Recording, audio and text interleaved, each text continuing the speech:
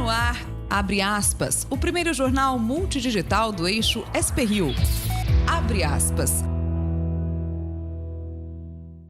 Estamos ao vivo aqui na SP-Rio, junto com o Jornal Vale. Muito obrigado já pela sua audiência, obrigado pela sua companhia conosco aqui nesta manhã. Amanhã estamos com muito calor. Ao vivo aqui na SP-Rio, junto com o Jornal Vale. Muito obrigado já pela sua audiência. Bom, o Jornal Abre Aspas iniciando nesta quarta-feira, dia 14 de novembro, com a companhia aqui do jornalista José Guilherme Ferreira e do comentarista Dr. Sebastião Domingues. Bom dia, Zé Guilherme. Bom dia. Sebastião, bom dia a todos. Olha, nos destaques da edição de hoje, Jair Bolsonaro recebe... Aliás, ele está agora, se encontrando com o presidente da Câmara. Na parte da tarde, ele tem encontro com os governadores eleitos lá em Brasília. O ex-presidente Lula será interrogado hoje no processo que apura reformas feitas no sítio lá de Atibaia. O Ministério Público aponta fraude em licitação da Câmara de Taubaté e denuncia 14 pessoas. Famílias ainda seguem desabrigadas após as fortes chuvas em Caraguatatuba, no litoral norte aqui da região. E no esporte, o São José e o Taubaté entram em campo hoje. O São José recebe o Flamengo no Lineu de Moura, pelo Novo Basquete do Brasil, o NBB. Já o Taubaté faz um clássico contra o SESI pela Libertadores de Vôlei. As informações da previsão do tempo, as condições das estradas agora para o feriado prolongado, enfim, estes e outros destaques dentro de instantes.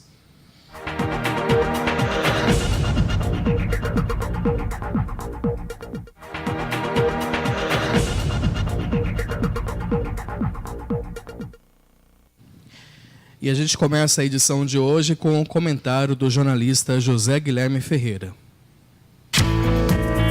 Eis a questão. Lembram do Michel Temer? Conhecem? É isso mesmo, o presidente Temer. Só se fala em Bolsonaro, né? Pois é, em fim de mandato, Temer circula por aí à velocidade da luz para as derradeiras funções e inaugurações, antes talvez de conseguir uma sobrevida, como se especula, na Embaixada Brasileira em Roma, La Dolce Vita na Piazza Navona.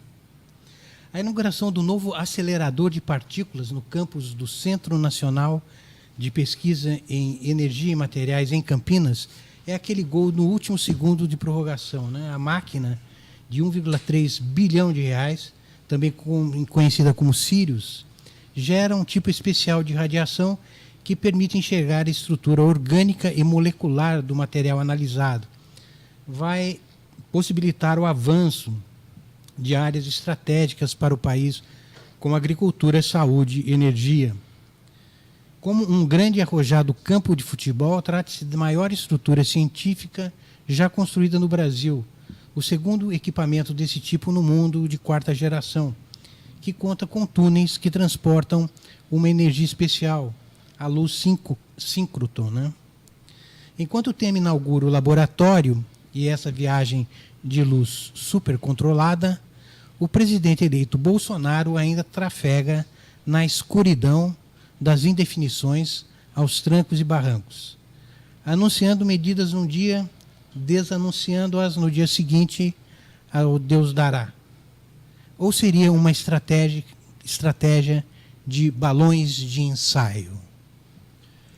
Por coincidência, eu estive em Campinas agora esse fim de semana e passei na frente dos Sirius, que nada mais é do que de uma estrutura circular, onde as partículas são aceleradas à velocidade da luz, como se estivessem numa reta. Então você consegue estudar a variação de massa, de energia dessas...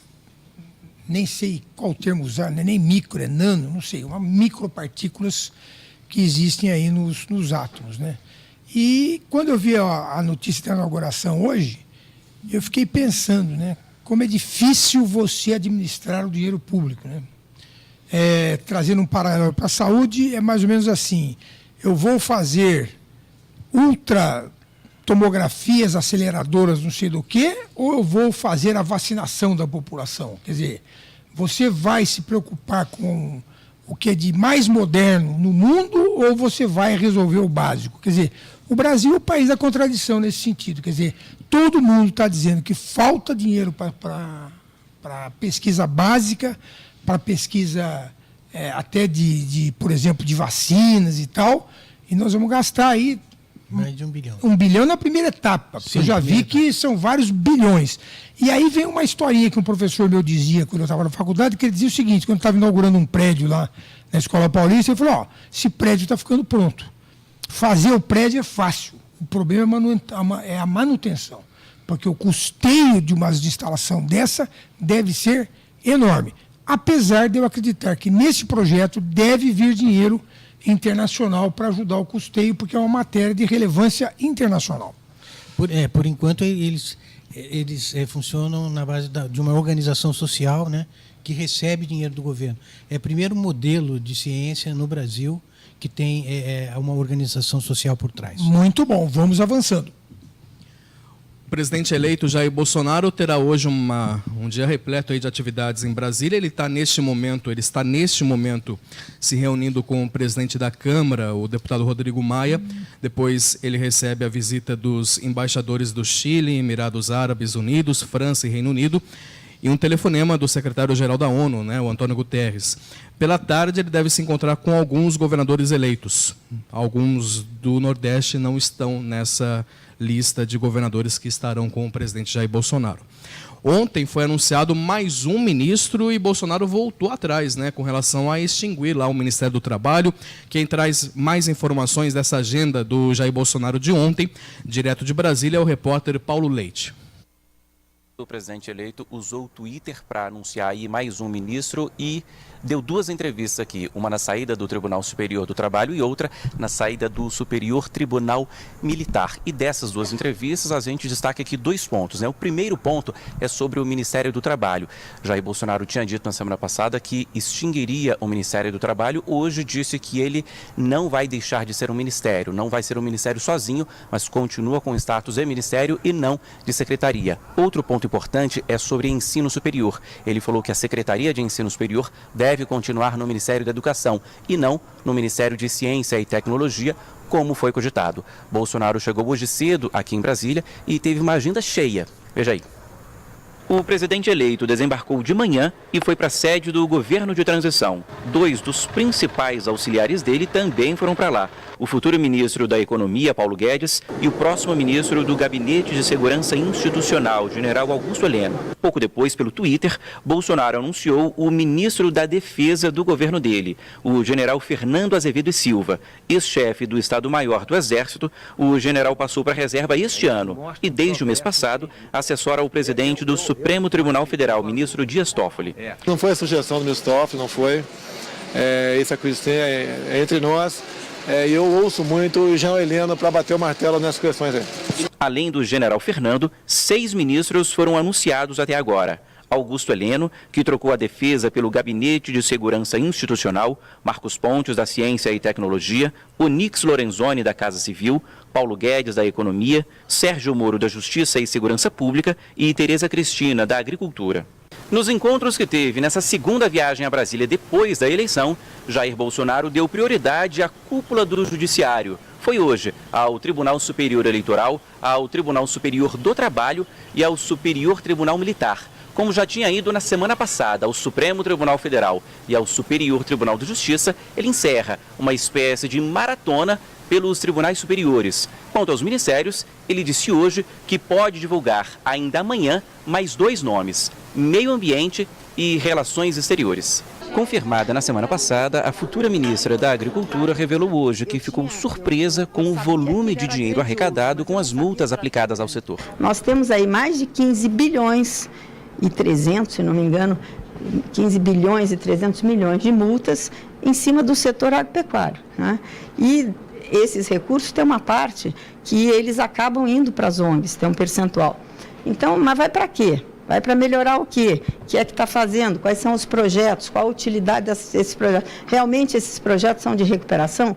Bolsonaro diz também que vai diminuir o tamanho do Estado, uma das promessas, de campanha dele, diz que vai cortar cargos em bancos estatais e que também vai enxugar o número de cargos nos ministérios. Vai cortar nos ministérios, segundo ele, pelo menos 30% dos cargos comissionados que existem hoje. Você, Catiúcia. Muito obrigada. Muito bem, só ressaltando que a reportagem é da TV Brasil. Perfeito. Agora, é meio natural que o ministro da Defesa seja um general, mas acontece que essa linha militar está fazendo escola, né? Porque o Dória também anunciou o general João Camilo Pires como futuro secretário da Segurança Pública de São Paulo.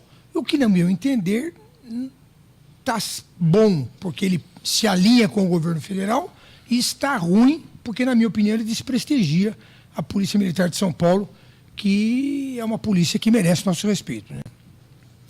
O ex-presidente Lula depõe na tarde de hoje no processo em que é acusado de receber propina de empresas como a OAS e a Odebrecht, por meio de reforma e decoração do sítio lá de Atibaia, que frequentava com a família. Lula nega as acusações. O interrogatório estava marcado para o dia 11 de setembro, mas foi adiado pelo juiz Sérgio Moro. Outros réus e testemunhas já depuseram na ação. O dono do sítio disse na segunda-feira passada que achava que Lula pagaria, pelas reformas na propriedade. O ex-presidente da OAS reafirmou na sexta-feira que a reforma foi descontar da conta da propina do PT, o que o partido nega. Marcelo e Emílio Odebrecht disseram há uma semana que a obra foi uma espécie de retribuição a favores prestados ao grupo. Bom, eu vou dizer para vocês, como eu tenho uma bola de cristal, o resumo da declaração do Lula hoje. Ele não sabia de nada e a culpa é toda da Marisa. Saem hoje os dados do trimestre da PNAD, a Pesquisa Nacional por Amostra de Domicílios Contínua, com informações para estados, regiões metropolitanas e capitais. No mês de setembro, a população desocupada atingiu 13 milhões de pessoas. O Instituto deve divulgar o desemprego do setor de serviços em setembro. No mês anterior, houve um avanço. O avanço foi de 1,2%, o melhor agosto desde 2011. Bom, a seguir as informações da previsão do tempo, notícias regionais, hora oficial de Brasília, agora 9 horas e 40 minutos.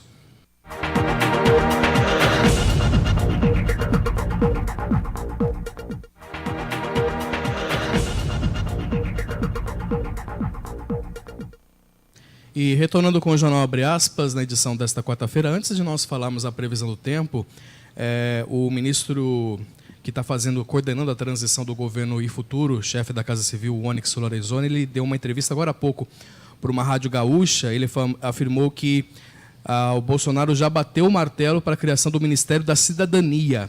O Ministério da Cidadania ele vai reunir, vai cuidar aí das áreas de desenvolvimento social, direitos humanos e política de combate às drogas. Então, portanto, mais um ministério criado, mais uma junção, na verdade, que o governo do Jair Bolsonaro faz. Atualmente, o governo federal ele possui o Ministério do Desenvolvimento Social e o Ministério dos Direitos Humanos. Então, essas duas pastas se unirão, e depois também haverá essa questão de política de combate às drogas. Lorenzoni também declarou na entrevista agora há pouco que parte do Ministério do Trabalho poderá ficar com a nova estrutura, mas que o modelo será analisado pelo presidente eleito Jair Bolsonaro. Bom, informação aí que a gente vai recebendo, a gente vai sempre atualizando aqui as informações. Bolsonaro que sempre tem utilizado as redes sociais também para fazer a divulgação de alterações e atualizações aí desse novo governo. Nós vamos então saber como é que vai ficar o tempo para toda a nossa região aqui do Vale do Paraíba, lembrando que estamos às vésperas aí do feriado, estamos na véspera do feriado da Proclamação da República, portanto, quem traz a informação do tempo é a Camila Brasiliense. Muito bom dia, Camila. Bom dia, Rodrigo Fernandes. A quarta-feira começa com pouca nebulosidade aqui em São Paulo, baixa umidade relativa do ar e bastante calor. Devido ao calor, há previsão de pancadas de chuvas em pontos isolados a partir do fim da tarde. Hoje as temperaturas vão continuar bem elevadas e a máxima prevista é de 35 graus no Vale do Paraíba e capital paulista e 31 graus na Serra da Mantiqueira. Camila Brasiliense, do Tempo Vale, para o Jornal Abre Aspas. Muito bem, obrigado, Camila, pelas informações. E a gente está percebendo aqui pelas imagens ao nosso fundo, aqui pela Avenida Cassiano Ricardo, aqui, que realmente o tempo Está ensolarado, está muito calor. Aliás, fez muito calor ontem, né, doutor? Sim. Eu estava em Taubaté, realmente a gente estava sofrendo lá com o calor. O verão E hoje chegou cedo antecipado. já estava bem quente logo cedo. Dá uma preguiça, né, de fazer as coisas no verão, no calor assim, mas vamos lá. Olha, agora pela manhã o trânsito já está lento na rodovia Presidente Dutra, em alguns trechos aqui do Vale do Paraíba, principalmente em São José dos Campos, aqui próximo da gente. O trecho normalmente ele complica ali próximo à Revap, o Parque Tecnológico ali também sempre tem entrave, mas também está complicado em Taubaté, próximo ali da região onde tem o acesso à rodovia Oswaldo Cruz. Então, portanto, já tem alguns pontos de lentidão. Apesar disso, né, a expectativa da concessionária que administra a rodovia é de trânsito mais intenso a partir das 4 horas da tarde. A gente fez uma tabelinha para você poder se orientar, porque no sentido São Paulo, é bom tentar evitar a Dutra das 4 da tarde até as 8 horas da noite. Esse é o período que vai ter mais tráfego, segundo a concessionária. E amanhã, das 7 até as 10 horas da manhã. Então, portanto, das 7 às 10 da manhã, no período da manhã, mais intenso na quinta-feira, no dia do feriado. Os mesmos horários aí no sentido do trecho ali do Fluminense, no sentido do Rio de Janeiro. Já que para quem pretende utilizar a rodovia dos Tamoios, deve redobrar os cuidados por conta aí de falta de iluminação. Isso ocorre por conta das chuvas, né, que ocorreram na semana passada. Nós tivemos até com um engenheiro da concessionária aqui, informando que realmente todo o restabelecimento dessa iluminação deve ser concluído em 10 dias, mas não conseguiram antecipar por conta aí do feriado. Portanto, a iluminação está prejudicada entre os quilômetros 74 e 65. Então, portanto, você que segue para o litoral norte, é bom ter muita cautela, principalmente em tempos com neblina, à noite, porque essa iluminação está desativada nesse trecho. Para o feriado, a operação especial da rodovia dos Tamoios ela terá início hoje a partir já da 1h da tarde e depois ela segue até por volta aí de 5 da tarde de amanhã. Eles vão aí fazer uma faixa adicional, eles sempre fazem, né, essa faixa adicional na pista na descida do trecho de serra, do quilômetro 68 até o 81. Então, essa faixa adicional ficará permanecendo da 1 da tarde de hoje até as 5 horas da tarde de amanhã. Já para o retorno do feriado no domingo, a pista de subida voltará a ter sua configuração normal, com 2 faixas de rolamento, ficando a pista de descida com uma faixa a mais. Então, portanto, apenas algumas orientações para você que pretende viajar aí para esse feriado. E é bem lembrado que São Paulo tem um feriado da Consciência Negra também, tem muita gente já se planejando para emendar tudo, né, doutor? Feriadão para os paulistanos. E lembrar que cinto de segurança também no banco traseiro, né? Cinto de segurança, a revisão do carro também é importante antes de viajar, enfim. Os serviços essenciais, como o funcionamento das UPAs, guarda municipal, serviço funerário, limpeza urbana, eles vão ser mantidos normalmente aqui nas cidades da região. A coleta seletiva de lixo, ela permanece normal, sem alterações em Taubaté, por exemplo. Já os pontos de entrega voluntária, eles fecham amanhã e abrem normalmente na sexta e no sábado. O Mercado Municipal de Taubaté ele funciona das 6 da manhã a 1 da tarde no feriado. Na sexta, sábado e no domingo, o funcionamento é normal. Em São José, as linhas de ônibus elas vão ter horários diferenciados durante todo o dia de amanhã e na sexta-feira. Então, portanto, é bom você ficar bem atento. 28 linhas de ônibus de São José dos Campos farão horário de sábado nesses dias. A lista, né, dessas linhas está no site da Prefeitura. E as repartições públicas municipais de Jacareí, elas estarão fechadas amanhã. O expediente retorna apenas na sexta-feira, a partir das 8 horas. O Atende Bem, lá de Jacareí, ele retorna ao funcionamento normal no mesmo dia, na sexta-feira, porém no horário estendido. O atendimento será das 7 da manhã às 6 horas da tarde. Acrescentando que o Poupa Tempo vai fechar sexta e sábado, viu? Bom, vamos falar de economia? Vamos aos indicadores econômicos aí. A moeda norte-americana ela fechou ontem o dia em alta, né, de 1,98%, cotada a R$ 3,83 para venda. O dólar turismo também teve alta de 1,02%, fechando a R$ 3,96. O índice B3 da Bolsa de Valores de São Paulo, a Bovespa, ela fechou nessa terça-feira em alta de 0,71%. O mercado reagiu aí à declaração de Bolsonaro que será muito difícil aprovar qualquer medida da Previdência esse ano, né? Isso aí. Além disso, também houve uma movimentação do barril do petróleo que caiu muito no exterior e as moedas dos países emergentes todas perderam o valor também. Então, juntou os dois fatores, deu 2% quase de dólar num dia só. Sobre essa questão da reforma da Previdência, antes o presidente do Senado, Eunício Oliveira, estava resistente, né, a essa votação. Agora ele sinalizou ontem que há brechas para que a proposta ande no Congresso ainda neste ano. A mudança de postura aí foi verbalizada logo após o senador ter recebido na residência oficial dele o futuro ministro da Economia do governo de Jair Bolsonaro, Paulo Guedes. Eunício afirmou que o presidente Michel Temer poderia suspender a intervenção federal no Rio de Janeiro, liberando o Congresso, então, para analisar a reforma, né? Pelas regras atuais, uma proposta que altera a Constituição, ela não pode ser analisada pelos parlamentares enquanto estiver uma intervenção em algum estado do país.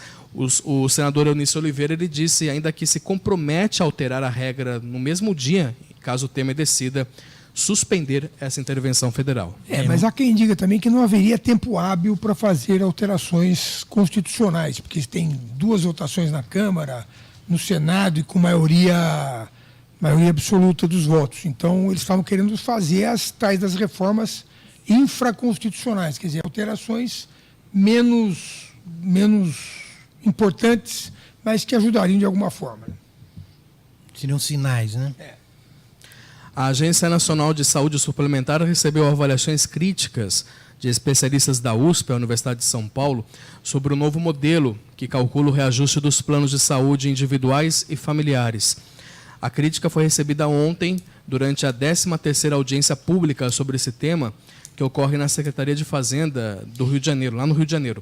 Na prática, a proposta de um novo índice de reajuste dos planos individuais teria como base a variação das despesas assistenciais e a inflação oficial, que é calculada pelo IPCA. O IPCA é o Índice de Preços ao Consumidor Amplo. Atualmente, o reajuste é feito a partir de uma média de aumento nos planos com mais de 30 clientes. A agência argumenta que a metodologia, né, reflete mais diretamente a variação das despesas dos planos individuais e que o modelo seria mais transparente e previsível para usuários e operadoras, porque os dados serão públicos e auditados.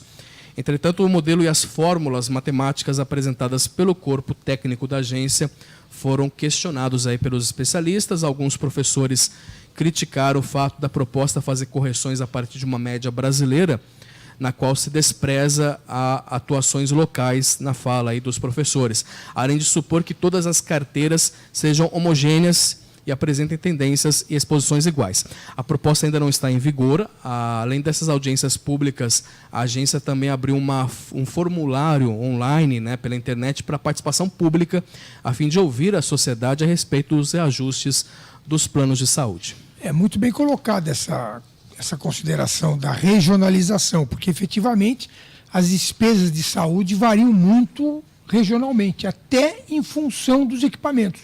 Porque, por exemplo, se eu tenho uma ressonância magnética na minha cidade, é óbvio que esse aparelho vai ser usado e vai aumentar o custo do plano de saúde da minha cidade, que provavelmente também já tem um poder aquisitivo maior.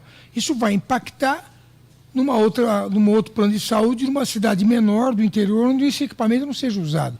Mas essa briga de plano de saúde com o usuário, com o governo, é eterna, né? Isso aí só resolveria quando, de uma certa forma, se socializasse os planos de saúde de forma que o usuário participasse mais das decisões. Porque, no fundo, o que a gente ouve no consultório é assim: doutor, deixa eu aproveitar para fazer essa consulta, porque eu tenho plano de saúde. Quer dizer, esse pensamento de que quer se aproveitar, sendo que ele esquece que quando ele se aproveita, isso vai impactar no preço da mensalidade dele no ano seguinte. Porque no Brasil o pessoal acha que Deus é que mantém o dinheiro do governo, né? Eu acho que estão achando também que o dinheiro do plano de saúde também vem de Deus, então pode gastar à vontade e o dinheiro vem sempre do nosso bolso. Bom, falando em saúde, hoje é o Dia Mundial de Conscientização do Diabetes. Uma pesquisa revela que os brasileiros não se preocupam com a prevenção da doença.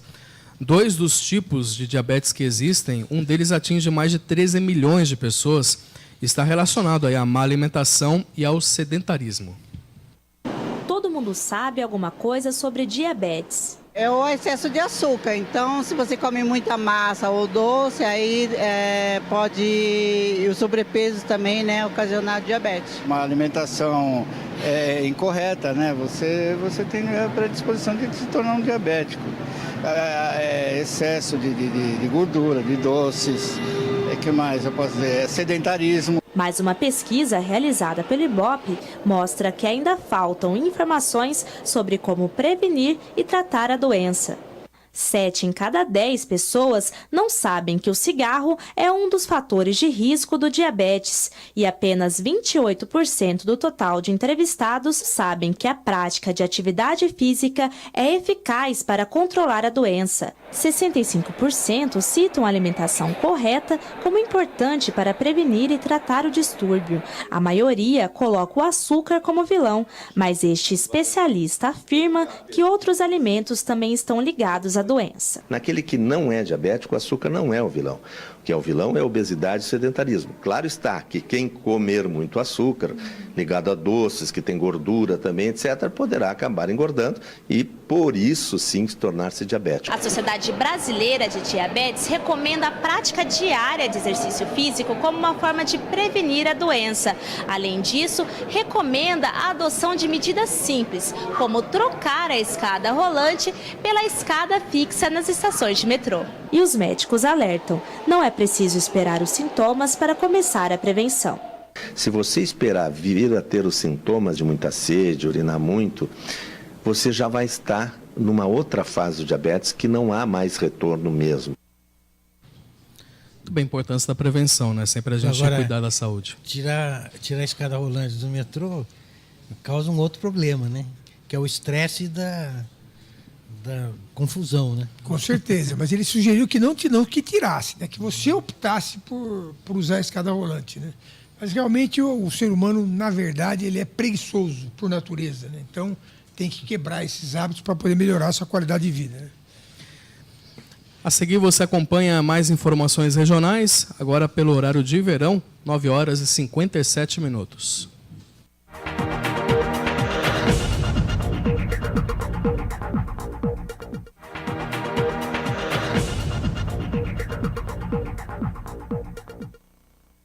Retornando com a edição do Jornal Abre Aspas, informação de momento agora aqui, acabou de ser divulgado pelo IBGE os dados aí com relação ao desemprego, mostrando que 1 em cada 4 desempregados brasileiros procura emprego há mais de 2 anos.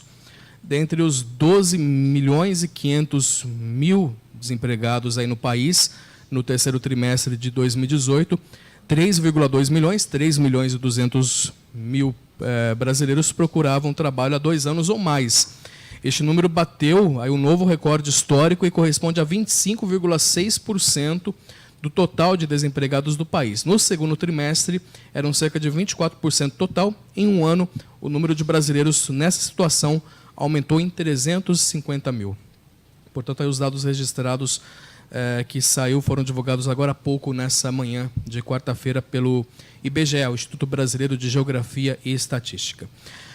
Informações regionais, o Ministério Público denunciou à Justiça 14 pessoas e 2 empresas por fraudarem uma licitação realizada pela Câmara de Taubaté em 2011. Dos 14 denunciados por improbidade administrativa, 2 são ex-funcionários do Legislativo. Os outros 12 acusados aí são sócios e funcionários da empresa que venceu a disputa e de outras 2 firmas que teriam participado desse esquema. Por meio do pregão, a Câmara pagou R$ 154 mil para a aquisição de arquivo deslizante e armários fixos. Os detalhes aí dessa denúncia estão na edição de hoje do jornal O Vale, também que você acompanha e confere lá na internet no site deles. A Câmara de Taubaté não comentou a ação e não informou se alguma medida interna foi tomada a respeito disso. A Defensoria Pública ajuizou nessa semana uma ação civil pública que pede atendimento habitacional às mais de 1.000 famílias que viviam em um terreno na estrada do Rio Comprido, lá em Jacareí, a ocupação que ficou conhecida aí como Quilombo Coração Valente. Segundo a Defensoria Pública, as famílias se deslocaram para outros terrenos da cidade sem receberem o devido atendimento habitacional. O deslocamento ocorreu por conta de uma ordem, de reintegração de posse da área ocupada. A área foi chamada também de um novo Pinheirinho. De acordo com os defensores Bruno Ricardo Miragaia e José Rodolfo Cunha, que são responsáveis pela ação, abre aspas, está havendo uma grave violação dos direitos humanos dos moradores, fecha aspas. O Brasil é um grande produtor e exportador de alimentos, mas o país também é um dos que mais joga comida fora. O desperdício nas centrais de abastecimento, as CEASAs, já chegou a 30%. Uma variedade de cheiros e cores, gente para lá e para cá, sacolas cheias. A tradicional feira da CEASA em Brasília fica lotada todo sábado de manhã.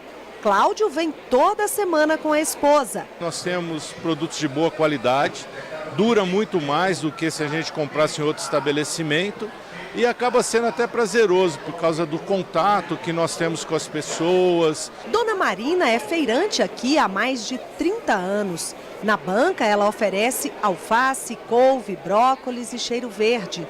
Até meio-dia, quando a feira acaba, tudo isso aqui vai embora. A nossa produção ela é toda comercializada aqui na Feira do Produtor, então todas as nossas mercadorias são vendidas. Com tanta oferta, o desperdício também é grande. É comum aqui alimentos com pequenos machucadinhos, como esse tomate, por exemplo, irem para o lixo. E de um em um, somam milhares de quilos descartados no fim do dia. Entre as verduras, tomate, milho e cebola são os que mais se joga fora no país. Entre outros tipos, arroz, carne, feijão e frango lideram o ranking do desperdício. Nós temos aqui dentro instituído um banco de alimentos. São produtos que não têm valor de mercado, eles perdem o valor de mercado, mas que a parte nutricional está perfeita. E a gente pega esses alimentos todos que estariam indo para o lixo e faz um tratamento, uma seleção desses materiais e a gente doa para as instituições. Um dos objetivos do desenvolvimento sustentável aprovados pelas Nações Unidas em 2015 é reduzir o desperdício de alimentos pela metade até o ano de 2030. E o Brasil participa do desafio. O país aposta em políticas públicas para tentar solucionar o problema. Um apoio ao pequeno empreendimento, à política de agricultura familiar também, o pequeno produtor agrícola, espaços como esse da CEASA, onde nós estamos aqui reunidos, são polos de promoção desse combate. E quando se fala em desperdício de alimentos, uma palavra é fundamental: conscientização.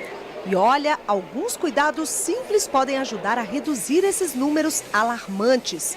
Planejar a compra, comprar apenas o necessário, armazenar corretamente os alimentos, calcular as porções antes de preparar as refeições, cuidado ao manusear os alimentos ainda nos mercados para não machucar.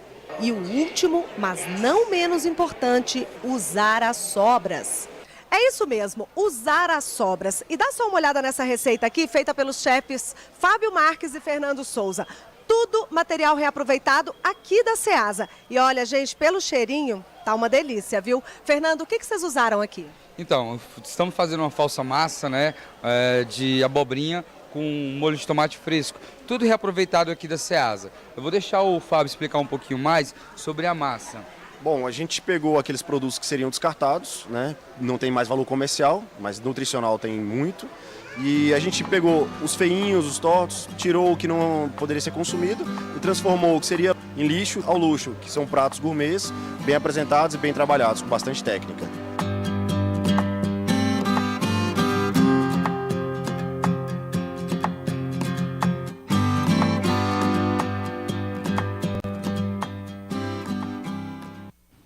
Num país que tanta gente passa fome, é inadmissível o desperdício, né?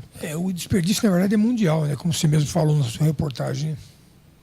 Bom, vamos falar de esportes. O vôlei Taubaté encara hoje o velho rival SESI. Dessa vez o confronto é pela Copa Libertadores da modalidade aí, que está na terceira rodada.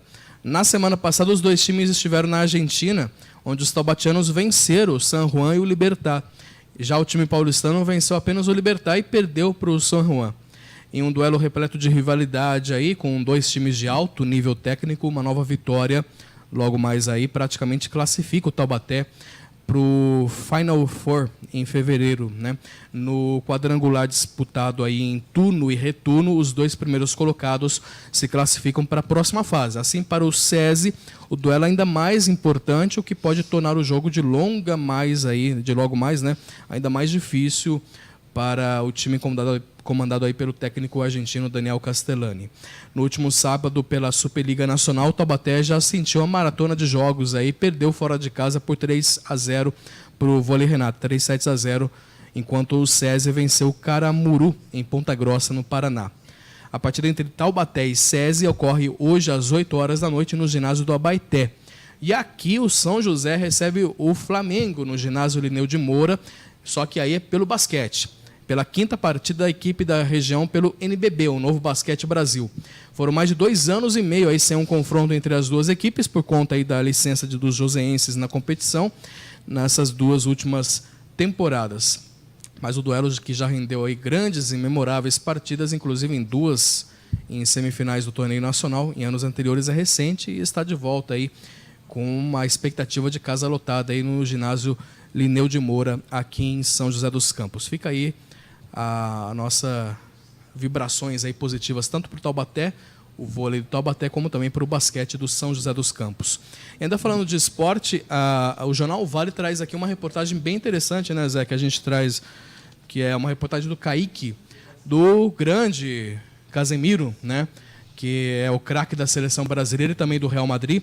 Ele, na verdade, é uma reportagem bem interessante do Kaique, porque ele ajudava uma família carente aqui em São José dos Campos de forma em segredo. Aí, de repente, o Jornal Vale foi lá, descobriu e fez uma matéria bacana. E aí, a destaque é o gol mais bonito, realmente, esse gol da solidariedade, né? Então, bem bacana, vale a pena acompanhar essa matéria aqui do Kaique, na edição de hoje do Jornal Vale. E sem propaganda, né? Porque tem muito jogador que faz visitas e tal, mas, na verdade, você sabe que por trás disso tem muito marketing também, né? Pois é, tá aí, atitude muito bonita, que deve ser seguida de exemplo aí. Bom, encerrando a edição de hoje, eu quero agradecer mais uma vez o Dr. Sebastião, que chegou nessa estreia nova aqui dos nossos novos estúdios aqui no Aquários. Muito bonito, parabéns pela casa nova aí ao Maurício e toda a equipe, tá muito bonito mesmo, viu? Esperamos então contar com o senhor na semana que vem, uma ótima semana, um ótimo feriado também, né? É, para vocês também. Obrigado, Zé, ótimo feriado. Você também. Um ótimo feriado para você que nos acompanha o Jornal Abre Aspas. Lembrando que o jornal não terá a sua edição amanhã. A gente se reencontra numa próxima. Muito obrigado pela sua audiência. Lembrando, né, o conteúdo ele está na íntegra no nosso site, sprriomais.com.br. Hoje teve transmissão ao vivo pelo YouTube, compartilhado pelo Facebook da SP Rio Mais. Então, portanto, é só você acompanhar as nossas redes sociais e acompanhar todo o nosso trabalho aí com o noticiário sempre atualizado no nosso portal. Um ótimo feriado, uma ótima quarta-feira, um ótimo feriado e até mais.